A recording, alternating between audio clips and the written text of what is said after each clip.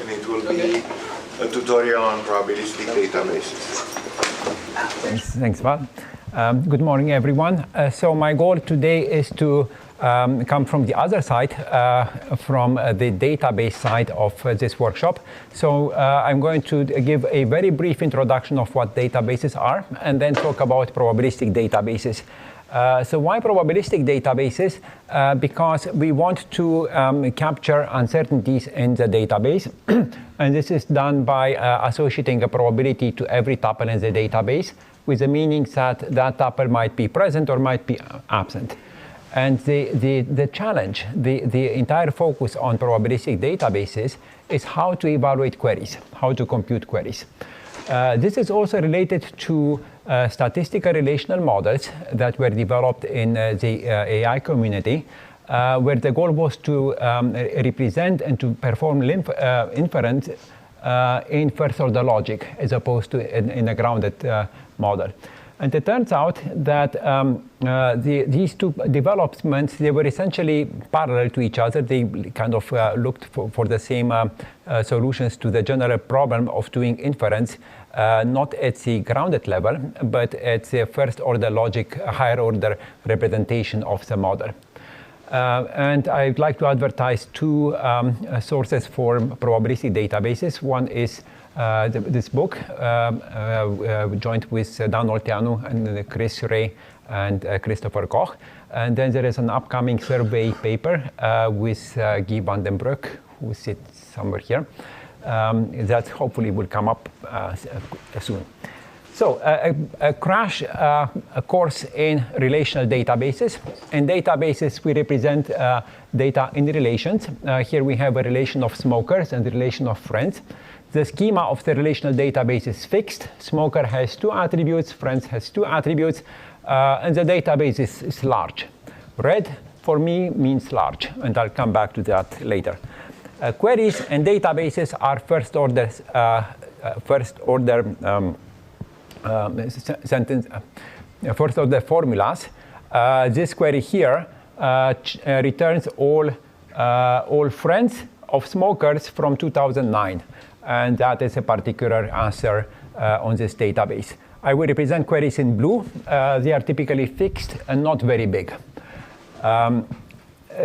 In most of this talk, I'm going to be interested in Boolean queries, which are sentences. They are closed formulas. In that case, a query is either true or is false. Another matter of terminology, a conjunctive query is a query that has only existential quantifiers and conjunctions. A union of conjunctive queries has only existential quantifiers, conjunctions, and disjunctions. And I will refer sometimes to these terms. Alternatively, in databases, we are interested in constraints. Their practical purpose is different from queries. Constraints are assertions that we claim to hold on the database. For the purpose of this talk, there will be no distinction. Constraints are just another type of sentences. They are typically universally quantified. So this constraint says that every smoker in 2010 is a friend of Bob, and it happens to be true on this database. Okay, so that is my crash background in relational databases. Now let's see what a probabilistic database is. It's a standard relational database where every tuple is a random event. It's a probabilistic event. It might be present or it might be absent. We add another attribute and annotate that tuple with a probability of being present or absent. What do you mean by absent? True and false? Should I think of present absence as true and false? Yeah, like true and false. Probability 0 or 1? So if a probability is 1, then this tuple is always present. If the probability is 0, you can simply remove it and forget about it. It's never there. But yes? Are you doing closed world assumption here? And this is closed world assumption. Yes, Dan? So you might imagine a much more, you might imagine asking for the probability, you might imagine defining probabilistic databases as probability models over the space of databases. That sounds difficult, that sounds like the thing you might have wanted. Is this a choice based on expediency? Or? That's exactly how I imagine them. So let me show you how I imagine them. So I imagine them exactly as you said, as a probability distribution on possible database instances. This particular probabilistic database defines a probability distribution where the outcomes are all the subsets of this relation. That's exactly what Dan was hinting at. This is one possible outcome, and its probability is P1 times P2 times P3. Here is another one.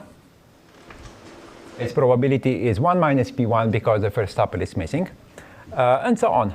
There are 8 possible outcomes, and they have each has a probability, and the sum of these probabilities, of course, is 1.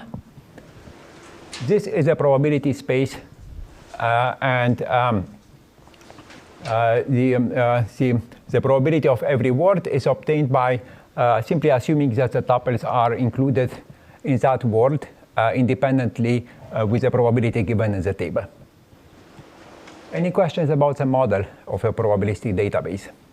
David? Yes.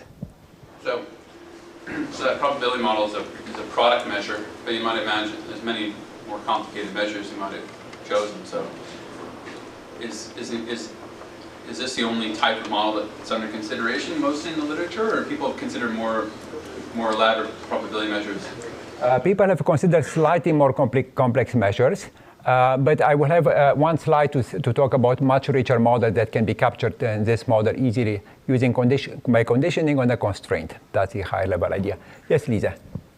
Yeah, and just to add, there are a variety of approaches within the probabilistic database community, and you can ground them out into these probabilities and compute the semantics in this way, but it doesn't require that the parameterization of the model is at this fine grain. Okay, the basic question that we address is, given a query, what is the probability that this query is true in a randomly chosen word, which is the sum of the probabilities of all the words where the query is true. And I'm going to use I'm interested in the complexity of computing this probability. Notice that we don't want to sum up over all the possible words because they are exponentially many in the size of the database. If you have 1 million tuples, this is 2 to the power 1 million, way too big. And I'm interested in the complexity of computing this probability as a function of the size of the probabilistic database, of the number of tuples. And this is called data complexity using a terminology introduced by Vardy in 1981. Throughout the talk, red means the input. This is variable, while blue is fixed. Every query defines another problem, computes the probability of that query on input databases T. So this is the model. Any questions about the model? Okay, so this is the outline of the rest of the talk. I'm going to connect probabilistic databases to model counting and weighted model counting. Then I'm going to talk about the main result in probabilistic databases and relate this to the standard algorithm for model counting over propositional Boolean formulas. And then I will conclude and mention some open problems. Model counting is one of the well-studied problems in complexity. Given a propositional Boolean formula, the problem is to compute the number of models, the number of truth assignments of this formula F. So for example, if this is a Boolean formula here, how do you compute how many truth assignments there are? I don't know of any better way, and I think nobody knows, than to essentially enumerate all truth assignments, see how many of them are true, and then return their number, which is 4. Valiant proved in 1979 that this problem is sharply hard, even if the inputs are restricted to 2 CNF. A variant is to compute the probability of a propositional Boolean formula. Here, every Boolean variable is associated with a number between 0 and 1, which is a probability. And the question is, given f and these numbers, what is the probability that the formula is true if each propositional Boolean variable is set independently to true or false according to its probability? Same example. We look at the assignments where this formula is true, and each assignment has a probability that is easier computed assuming these variables are independent. This assignment has probability 1 minus p1, p2, p3. We add them up, and that is the result.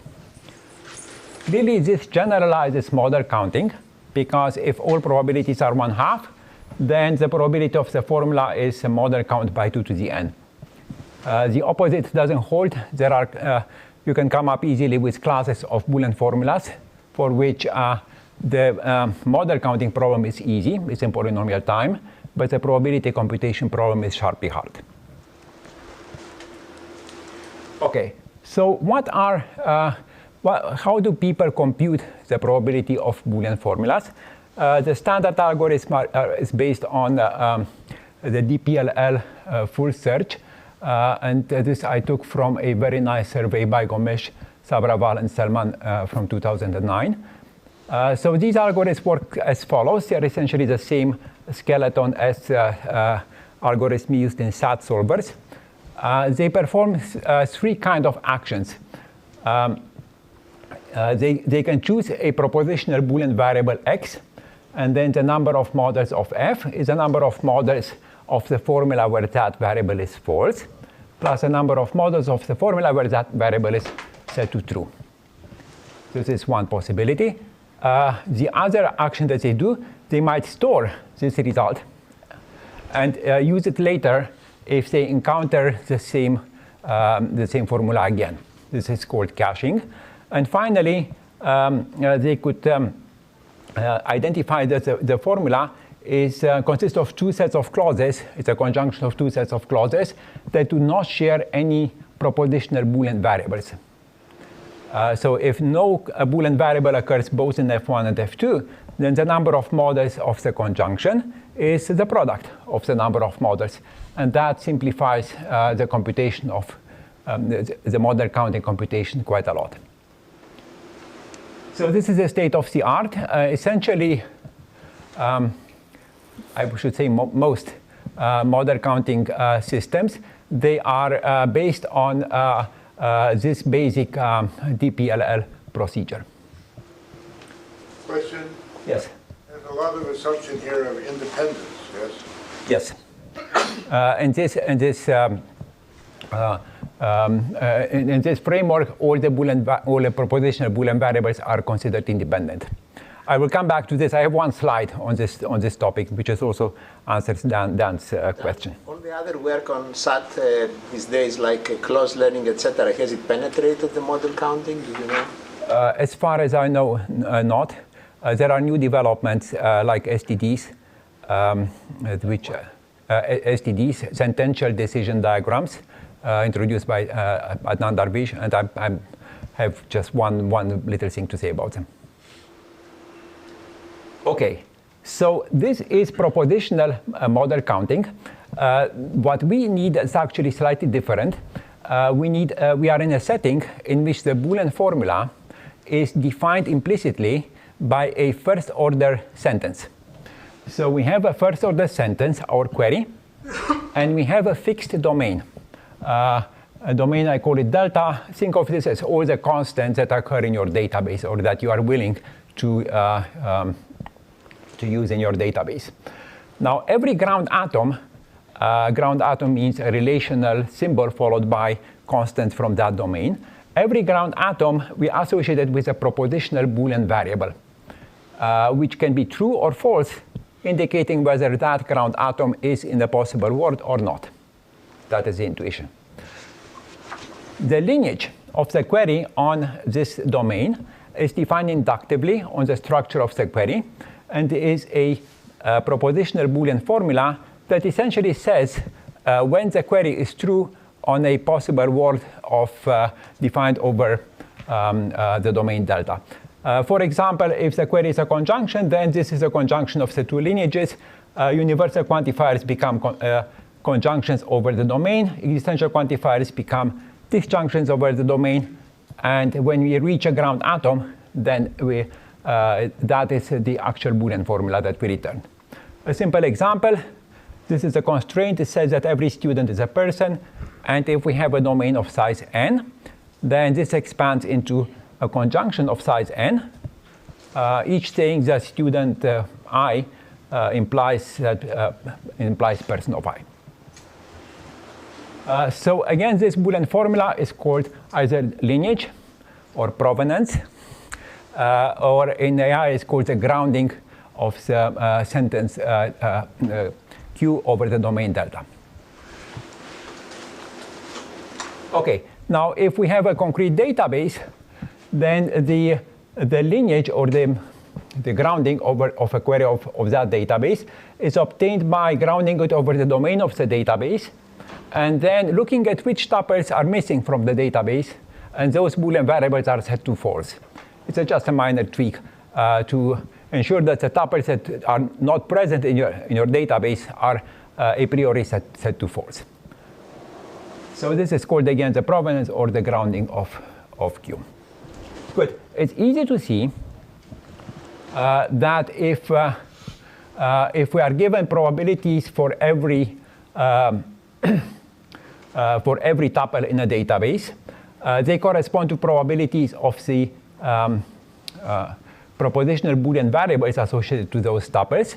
And in that situation, the probability of the Boolean formula of the lineage is exactly the same as the probability of the query defined in terms of possible words. So everything not here gets probability 0. And everything not here is probability 0. And that is this is why we needed in this lineage to set to false all the tuples, all the Boolean variables that correspond to tuples not present in the database.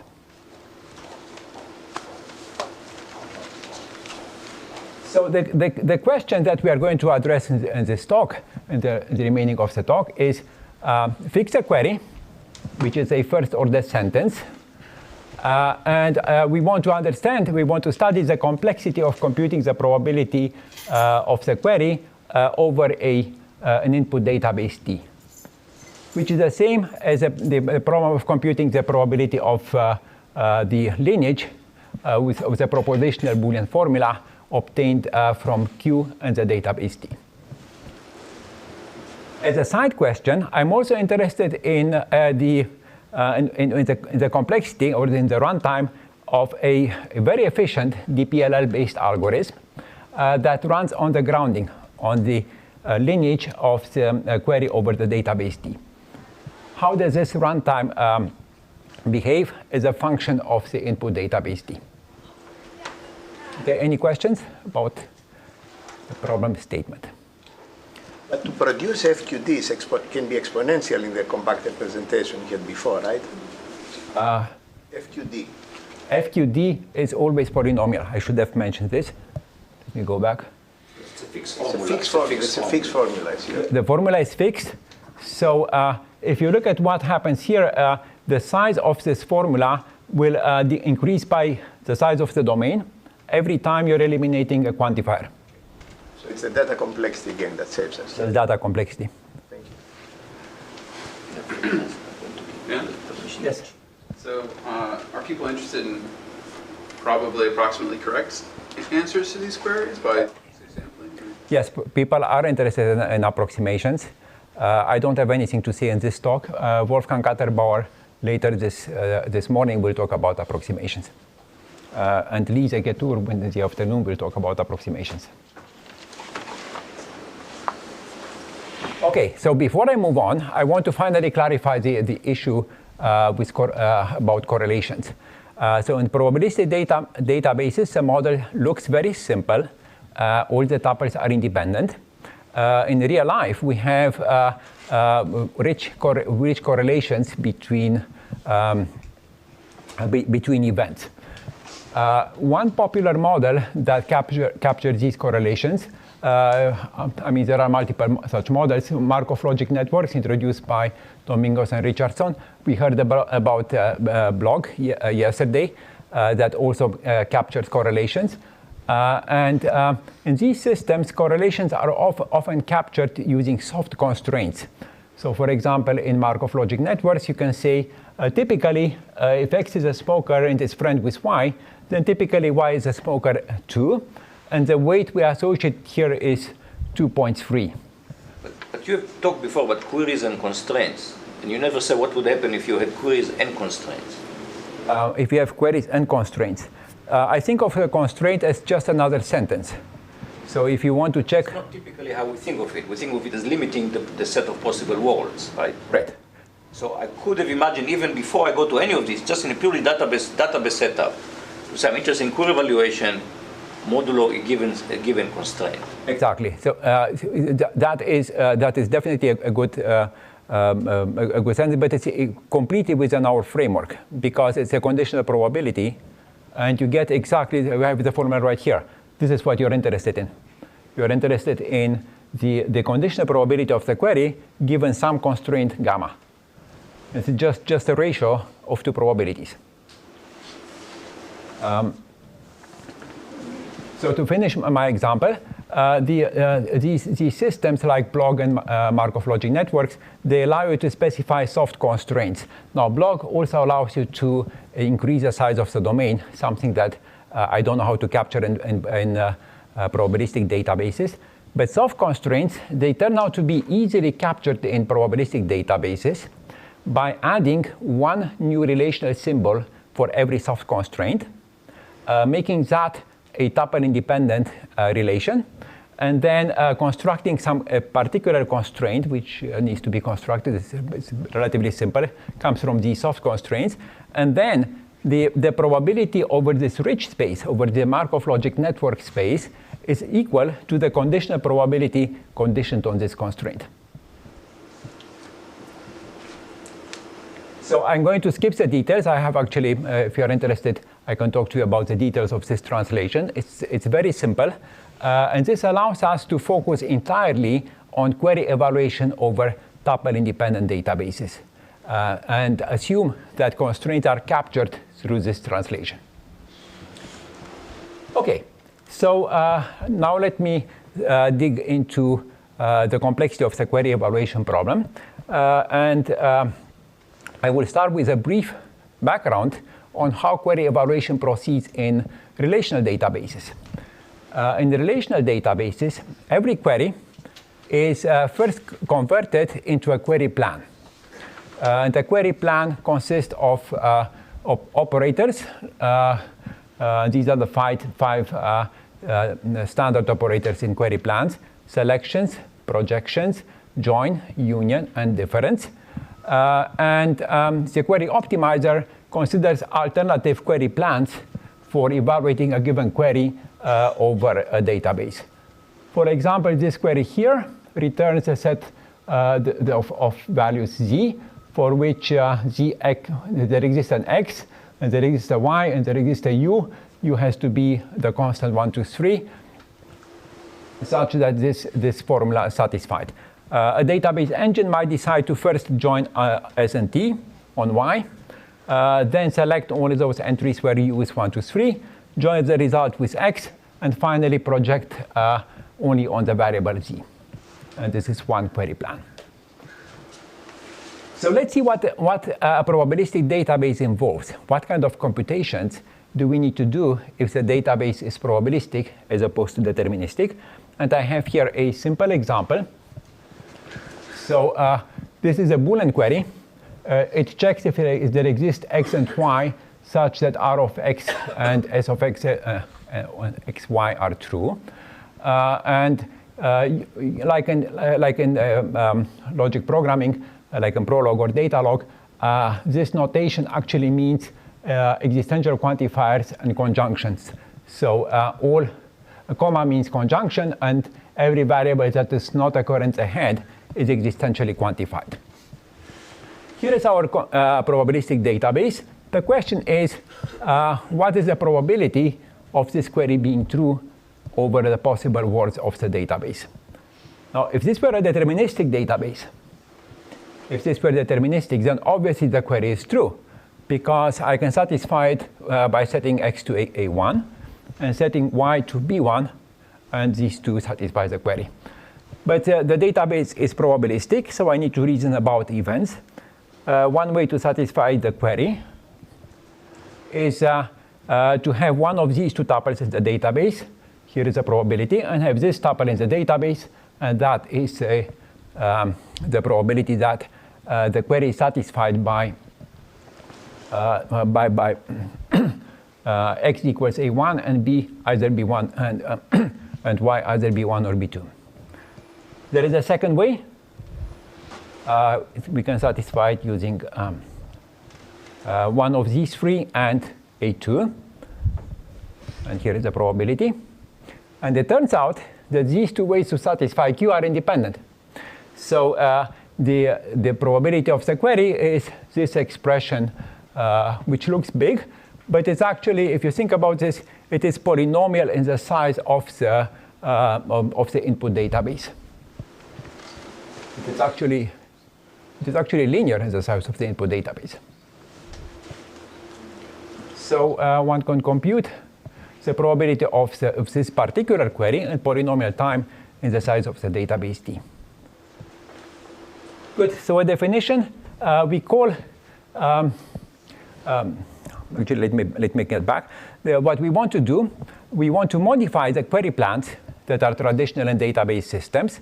We want to modify them to manipulate probabilities to do these kind of computations, to multiply and do the probability manipulations to compute the output of the query. So it turns out that we can do this to some extent, but we have to be careful. There are some surprises, and here is a surprise. If you run this query in Postgres or in any database system, it will produce a query plan that looks like this. It will join R and S, obtain the result, and then project out, essentially check if the result is non-empty. Now, if you extend the operators with explicit manipulations of probabilities, then what you get is the following. The join will multiply them,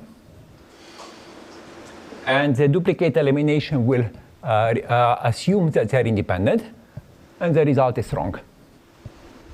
The result is wrong because during duplicate elimination, independence fails. But it turns out this is just an artifact of the plan that we have chosen. We could have chosen a different query plan, and you can imagine modifying the optimizer of a probabilistic database system to be aware of these correlations. This different query plan removes the extra variable y early. It does its projection early. And now the probabilities look right, because once we remove the extra variable, for the probability for every value x, namely for a1 and for a2, they are the right expressions. And now after we do the join and duplicate elimination, we get the right answer. So this is interesting. Some queries... Why should we do duplicate elimination here? This is more like you should really do something more like back semantics here, right? I mean, now that I have numbers, now that there's quantities, I should really thinking of how I do this evaluation in back semantics other than in set semantics. So if you do back semantics, at some point you still need to do duplicate elimination, because the query... I need to deal with the numbers, but even in back semantics I need to deal with numbers. So okay, so the statement I want to make here is actually much more limited. I want to say, let's modify the operators in a simple way. Joins will multiply probabilities, and duplicate elimination will assume that the events are independent. And in that case, if these are the only changes that you're making, even if you want to use back semantics, you still need to do duplicate elimination. You still need to do handle. You still need to be aware of the correlations between the tuples that might violate these assumptions. So this is a surprise to database systems people, because they think of these two queries as being equivalent. But once you extend them with explicit manipulations of probabilities, then they are no longer equivalent. And you need to choose the right one. Good. So we say that a query plan for a query Q is safe. It's not a good name, but that's what we're stuck with it. It's safe if it computes the probabilities correctly. The plan on the left was not safe, the plan on the right was safe. And we say that a query is safe if it has a safe plan. Now, it turns out that in the AI literature, computing a query Q like this by essentially looking at the first order expression and deciding at that level how to manipulate probabilities. This is called lifted inference. Lifted inference is a slightly more general term. It often uses, it also refers to the ability to use symmetries, something that Dan is going to talk about tomorrow, and we heard the talk yesterday about exploiting symmetries in the probability space. This is not what I'm going to do in this talk, so I only have one slide to talk about symmetries later. So in terms of terminology, saying that a query is safe is the same as saying that the query is liftable, that it can be computed using the first order expression. So is every query easy to compute? Is every query computable in polynomial time? Of course not. Here is one example. It's the simplest example of a query that is not computable in polynomial time. It checks if there exist x and y, such that x is in R, y is in T, and x, y are in S. If you try to compute the query using this plan, if you're really a database system, you will try one of these, this plan or the other one. It's wrong. It will not compute the probabilities correctly. And it's not very surprising. It turns out that computing the probability of this query over an input database is sharply hard in the size of the input database D.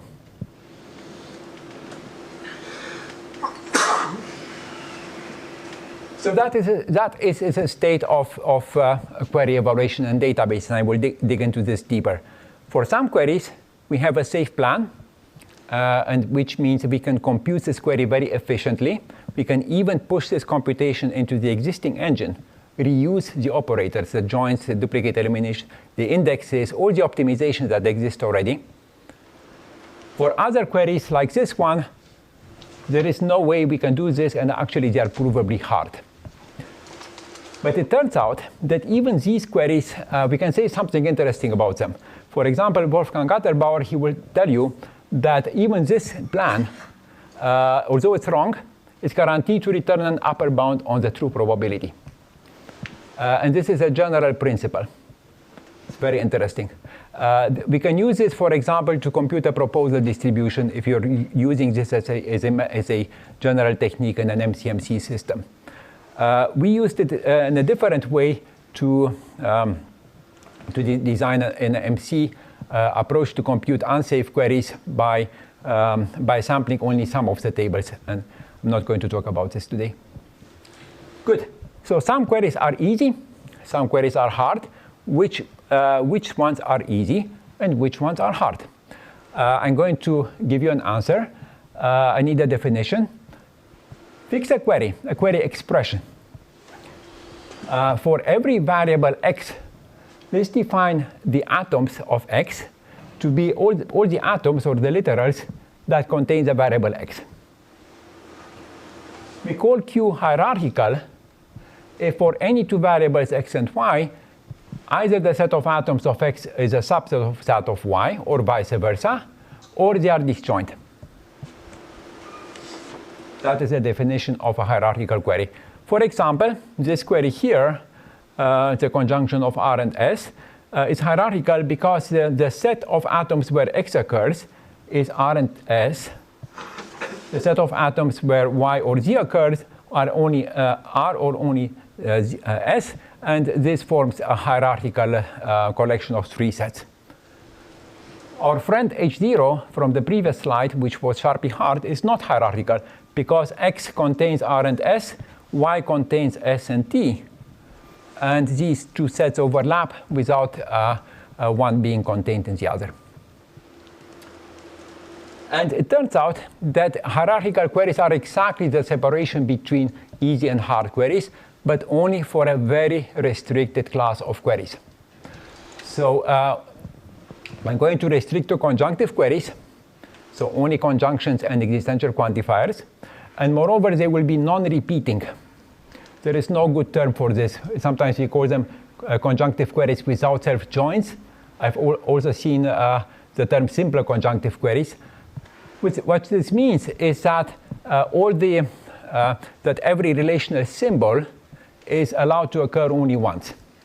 We cannot reuse the same relational symbol. Good. So this is a query language, the very restricted query language that we consider. And for this query language, the following theorem holds. If the query is hierarchical, then it's in polynomial time. And if it is not hierarchical, then it is provably sharply hard in the input database. This is a statement of conjunctive queries, but by duality, it also holds for clauses, for single clauses, which are disjunctions of literals, and they are universally quantified. Good. So a summary so far. For non-repeating conjunctive queries or non-repeating clauses, they are in p-time if they are hierarchical, and they are sharply hard if they are not. What happens if you look at it from a parameterized complexity point of view? Is there something to interpolate between these two things? For example, bounded tree widths. What happens if you look at bounded tree width queries?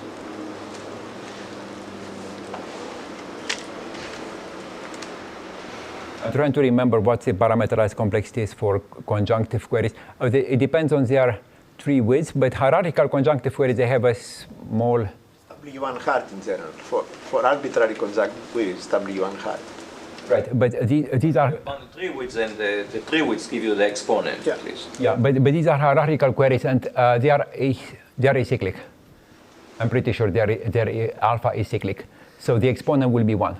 So That's what I'm asking. It seems to me that maybe bounded tree widths will kind of be some kind of interpolation between these two things. Yeah, but you're being hit by the sharply hard. It's still going to be sharply hard, okay? Yeah. But you might have a parameter there that will separate it from the size of the data, right? It's a good observation, but I don't have anything to say about it. If the database actually has bounded tree width, then you can get some tractability. But I think that's a different. That's a different question. Good. So that was a simple, it's a small dichotomy theorem. Now let me show you the big dichotomy theorem, which is interesting, especially on the easy side, on the polynomial time side. And it's interesting because all queries that you can compute in polynomial time in a much richer language, you can compute them using these rules. And then I will go 1 minute over them. Negation is trivial. The probability of a negation is 1 minus p of q. If the query is a conjunction or a disjunction of two sentences, then you first check if these two sentences don't share any relational symbols. And if they don't share any relational symbols, then they are independent, and we apply a trivial rule. Something similar holds for existential or universal quantifiers. You need to check some syntactic property of how this variable z is using u to ensure that if you substitute the variable z with different constants from the domain, then the resulting queries are independent. And then you can eliminate the quantifier using one of these two formulas. These are kind of straightforward rules that have immediate interpretation in the grounded world. If you look at the propositional Boolean formulas that correspond to the lineage of the query, given by the lineage of the query. The last two rules are surprising. So to compute all queries that are in polynomial time, you need to use inclusion-exclusion. And you need to use a very interesting form of the inclusion-exclusion. I will show you examples. So I want to make a statement of when these rules are complete. And for that, I'm going to introduce a definition, which is what I need. It's not going to be complete for the entire first order logic, but it's going to be complete for interesting fragments. Let me call it first order sentence unate. If all negations occur only on the atoms, and for every symbol R, either it is only positive, all occurrences of R are positive, or all occurrences of R are negated. And FOUN is a restriction of first-order sentences to unate formulas. Okay, so here is a theorem that we have. If you further restrict only one type of quantifier, either only universal quantifier or only existential quantifiers, then if the rules succeed, then they will compute the query in polynomial time. What does it mean if the rules succeed? You apply these rules, but you need to check a syntactic condition before you can apply a rule. At some point, you might reach a state, might reach a query for which none of the rules satisfy the syntactic condition that are required to apply that rule. And in that case, the rules do not succeed. Lisa, you? What's the criterion for termination in rule application? For termination, as you apply the rules, eventually you reach ground atoms. I should have mentioned this. Yeah, let me go back. That's important. So you apply these rules starting from the original sentence. Eventually, because you're substituting variables with constants from the domains, eventually you reach ground atoms. When you reach ground atom, then the probability of that ground atom is, you look it up in the database. How can you get stuck if you cannot do independent projection? Exactly. That's exactly when you do get stuck, when you cannot do independent projection.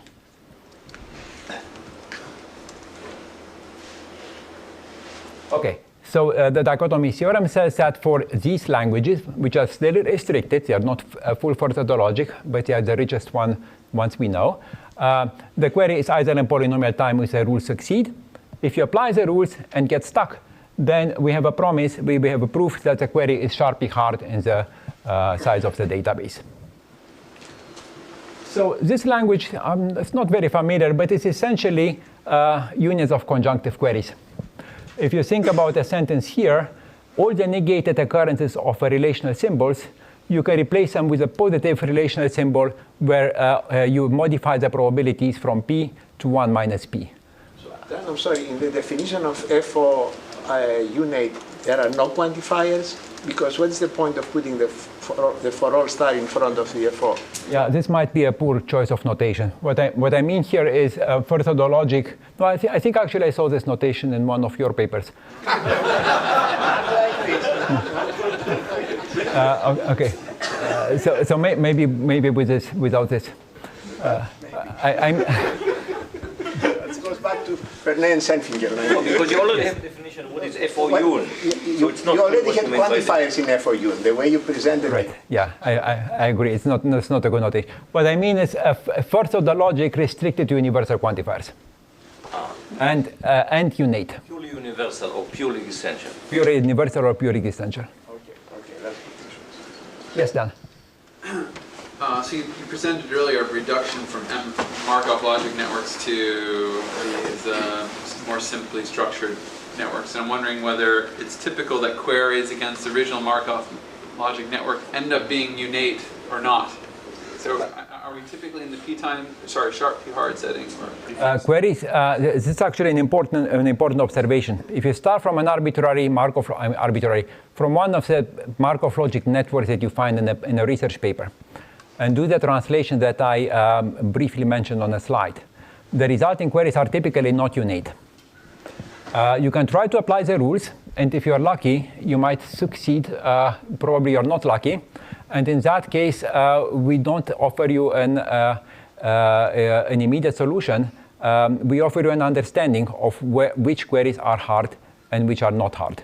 And that is where we are. Now, I have ideas on how to exploit the subclass of queries that are easy in order to compute hard queries. But that's not something I'm going to talk in this talk. Wolfgang will briefly mention that, but that's beyond my goal. Good. So I want to show you a little bit the interesting part, which is this. How do we compute queries when they are easy? And I'm going to start by showing this to you on a very simple conjunctive query. This checks if there exist x and y such that x of s and y and r of y. And also there exist two different x and y, possibly different x and y, for which s and t are true. It's a conjunctive query. It is disconnected in the sense that it is a conjunction of two Boolean conjunctive queries. We check separately for this query and separately for that query. We cannot apply a standard join. We cannot multiply the probabilities of Q1 and Q2 because the symbol S occurs in both of them. So these are correlated probabilistic events. So we cannot apply an independent join. However, what we can do here, we can apply the inclusion-exclusion formula, which is a not very standard inclusion-exclusion formula. It expresses the probability of the conjunction as a sum of the two probabilities minus the probability of the disjunction. It's kind of the dual of the one that you usually use. A little bit more surprising is that we apply the same kind of move for unions of conjunctive queries. Unions of conjunctive queries, they are usually unions of expressions like these. But we insist that you convert them into CNF to expose a disjunction. And then you use the inclusion-exclusion formula of this kind to get back a disjunction. So what have we gained? We started from a query that consisted of the conjunction of Q1, Q2. Now we have their disjunction. So what is the advantage? The advantage is that the existential quantifier that we had implicitly here commutes with OR. It does not commute with AND. I cannot substitute y1 and y2 with the same variable. But in the disjunction, I can substitute them with the same variable y, because existential quantifier is the same as a disjunction. And now the syntactic precondition required for an independent project are met. And what we can do is we can compute the probability of their disjunction as using this huge formula here. It is 1 minus the probability of 1 minus probability of the same query for where y is substituted with some constant as a domain. The other two, Q1 and Q2, they are easy. We have seen essentially Q1 before and Q2 is similar. So we can compute the probability of this query in an interesting way. Although we started with a conjunctive query, we are forced to end up with a union of conjunctive queries. That is one of the surprises of trying to compute probabilities over the first order sentence. You are forced to move out of conjunctive queries into unions. And I had here as the same example. Oh, and the runtime is, of course, polynomial. I had here the same example for the dual. The dual is a single clause, universally quantified now. It's exactly the same expression as before, but AND is replaced with OR. Existential quantifier is replaced with universal quantifiers.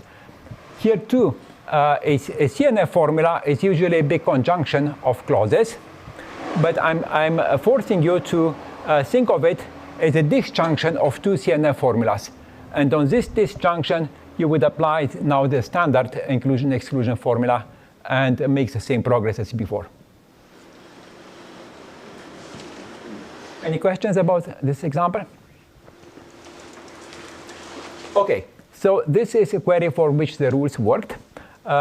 Here are a set of queries where the rules do not work. We call them HK. H0 was a query that we saw before, and these are again these are now constraints, so they are universally quantified. So I'm dropping the universal quantifier here. And it turns out each of these queries is sharply hard. Let me read one of them to you. Here we essentially join R of x with S of x and y. Then with the same symbol S1, we join xy with S2 of xy. Then with the same symbol S2, we join it with S3 of x, the same xy. And finally, S3 is joined with t, but now this variable y that occurs in both atoms occurs on the second position, while x here occurs in the first position. That causes this query to be hard. It's very interesting. On the other hand, if you drop any of these clauses, or in the dual, in the conjunctive query, if we drop any of the conjunctive queries, then the remaining query is easy. And this is because you have separated this left part from the right part, and the query becomes easy. Okay, so a summary so far. For the simple case of non-repeating conjunctive queries, the separation into p-time or sharp-p-hard was given by hierarchical or non-hierarchical queries. For these richer languages, for which I have the wrong notation, existentially quantified or universally quantified, you need first order logic. The separation is given by the fact that the rules succeed or they don't succeed. And we don't know the query complexity of deciding between these two cases. We know that it's decidable. You mean by query complexity? We are given a query. I'd like to know if it falls here or falls here.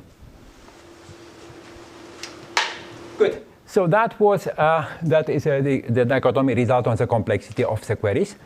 The last question I want to address is, what if we follow the more traditional approach?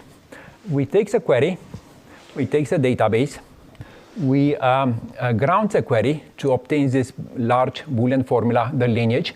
It's large, but it's only polynomially large in the size of the database. And then run a traditional DPLL-based algorithm. How far do we get? How fast can the best algorithm run on this Boolean formula? Now, to answer this question, we use an observation by Huang and Darvish, who observed that any DPLL-based algorithm that uses whatever heuristics for choosing the variable orders or deciding when to do caching or deciding on when to do components, the trace of any such algorithm is a graph called the decision DNNF. What do you mean by trace? The trace is essentially the operations that this algorithm performs, very structured in a graph. I don't have a good definition for it. Let me define a DNNF, and then I explain this a little bit better. A decision DNNF is a rooted DAG where every internal node is either a decision node. It checks, it checks a propositional Boolean variable and has two children labeled 0 or 1, or it is a conjunction which has a property that all the variables occurring in the left DAG and all the variables occurring in the right DAG are disjoint. They are disjoint sets of variables. The sync nodes, the leaf nodes, they are labeled with 0 or 1. And it needs to satisfy two properties. First of all, the end nodes must have disjoint sets of variables on the left and on the right. And the second property is that every pass from the root to some sync node must visit every variable at most once. If you think about the DPLL-based algorithm, this captures what they compute. If they decide to compute the probability of a Boolean formula as a product of two probabilities because these two Boolean formulas are independent, then you represent it with an N node. When they do a Shannon expansion, you represent it with an X node. And that's how you get from the DPLL algorithm into the decision DNNF. Good, 5 minutes. To state the result, I need to introduce a notation. These were the clauses that we used for the query HK, that long query that I claimed is sharply hard. Now, instead of taking their conjunction to obtain the query HK, I'm going to use some arbitrary Boolean monotone Boolean formula in k+1 variables, call them z. And I'm going to construct a query obtained by plugging in these clauses for the variables z0 up to zk. So any such Boolean formula gives me a different query that is kind of a combination of these hki's. So for example, if I just take their conjunction, then this query is exactly hk, and it's hard, but I'm going to take more interesting combinations. Okay, so here is a theorem I wanted to share with you. So take any such Boolean function of the queries HKI. First of all, any decision DDN and F for the lineage of this query over a domain of size n is provably exponentially large. So for any such query, if you ground it and compute and use a DPLL-based algorithm, it's going to take exponential amount of time. The second part is a little bit more subtle. For some queries, their complexity is hard. For other queries, they can be computed in polynomial time. And the separation is done by the Möbius function on the implicant, it's actually the implicant lattice of Q. I'm going to skip that part, but I want to show you how the power of the inclusion-exclusion formula. That's going to be my last technical slide. So the example is here. We have the 4 queries that form H3. And I have here a DNF expression where I massage these queries somehow and to obtain a larger query called QW. To compute its probability, we apply the inclusion-exclusion formula. We had 3 terms, so we need to get 7 terms in the inclusion-exclusion formula. Here they are. This one here contains all the 3 H's. So this, we cannot compute this. This is sharply hard. I mean, we can compute it, of course, but it will be an exponential cost. This is sharply hard. And it's obtained by joining the first and the third one. The last term of the inclusion-exclusion formula is obtained by joining all 3 of them. And it's also sharply hard. We cannot compute it.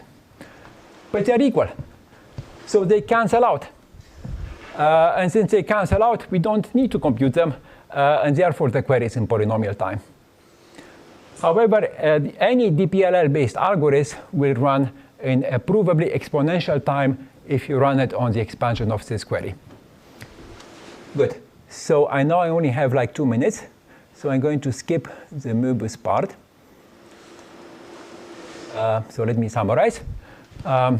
So we have a separation of the complexity of computing the query over probabilistic databases for 2 languages, not for the entire further logic, and for a much more restricted class of queries. We can prove that any DPLL-based algorithm takes exponential time, yet for some queries in this class, the probability can be computed in polynomial time. Others are sharply hard, and we know exactly which ones fall where. Okay, I'm going to spend 1 minute with a summary slide, and then I'm going to skip the future work. So imagine these are all the queries in your language, and they're typically sharply hard. Now, what I've shown you today is that some are actually in polynomial time, like this QW, and many more, and others are hard. It turns out that we understand quite well the complexity of the lineage that you obtain by grounding these queries. We have a complete characterization of which queries have a lineage that is a read once propositional Boolean formula. Beyond that, we have a complete characterization of the queries for which the lineage has a provably polynomial size OBDD. Turns out to be the same class for which they have a polynomial size SDD. And they are syntactically characterized as the inversion-free queries. And beyond that, we have a less well understanding of the border between those that have a polynomial size FBDD or decision DDN and F, and those that do not. But we know a separation for a restricted class. And finally, I talked about hierarchical queries. And just to explain, the hierarchical queries correspond precisely to the border between p-time and sharply hard, but only for the very restricted class of conjunctive queries without self-joins, not beyond that. Good. I know I'm running out of time, so I will stop here and take maybe a question.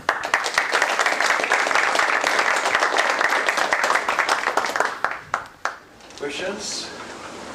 I mean, the obvious question is, does it make sense to take inclusion-exclusion into the propositional model counting DPLL based? Right. How should I put it? Conceptually, you can always do this. You could imagine that a magical algorithm will identify exactly the original structure of the first order sentence over the propositional sentence and do exactly the same inclusion-exclusion.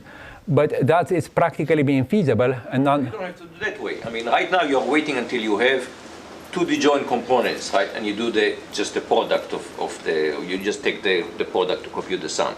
Right. But you could imagine that you have two formulas that do have overlap. And now you're doing the counting using an inclusion-exclusion argument, just the same way you're doing it, but doing it at the propositional level. This would be adding another inference rule in some sense if you want to the DPLL-based version, right? Because you really have DPLL plus independent component caching. Mm-hmm.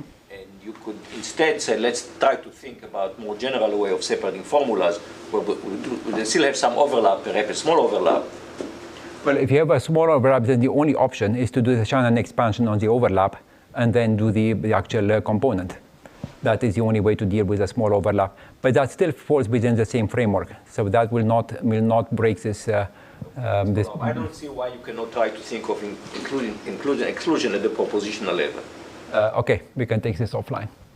Any other